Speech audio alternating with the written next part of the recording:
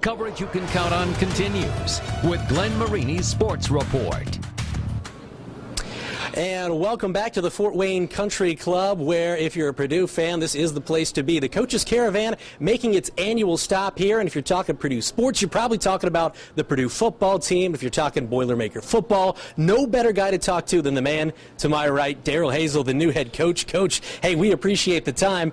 You got the job back in December, so you've gone through your first spring practice with these Boilers. What have you seen from this team that has you excited about the 2013 season? Well, I think there's a commitment. You watch in our guys' eyes and their body language that there's a serious commitment to making sure we align ourselves with success coming in the fall. And, of course, Purdue is known as the cradle of quarterbacks. You've had a lot of great ones, and you've got a quarterback, I don't want to say controversy, but a competition, because you've got some veterans, but also a young guy, a true freshman in Danny Etling. There's nothing like competition. You're right. We have Danny Etling, who came in mid-year, and we have Rob Henry. Those guys will battle it out, and we'll find out a couple weeks before we play Cincinnati who the guy will be.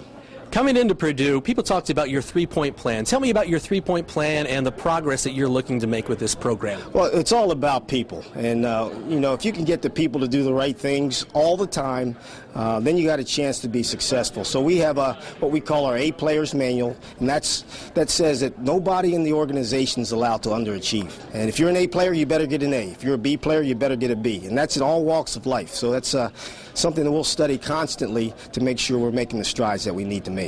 2 successful years as the head coach at Kent State. You had 7 seasons as an assistant at Ohio State, very successful there. You were one of the hottest coaching commodities this past offseason. So what made you choose Purdue? Because there were a lot of jobs out there, a lot of big names, and yours was right near the top of the list for every job. Well, Purdue's a great place. You talk about education, it doesn't get any better. We just popped into the top 50 in education across the world.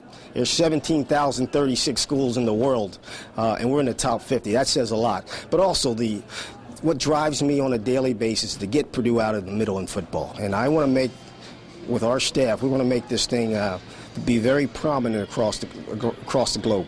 In hearing you talk, you have to be excited about Landon Feichter. He's a safety from Fort Wayne, Bishop Dwenger. He sounds like a guy that would fit in with a program like you're trying to build. So he led the Big Ten with 4 interceptions last year. What kind of leader has he been on the defensive side of the football field early on for you? No, he's a special guy. He's a very mature guy. He understands the game. He studies the game. He's the ultimate team player. I look for Landon to have a phenomenal year for us. All right. Well, we appreciate it very much, Coach.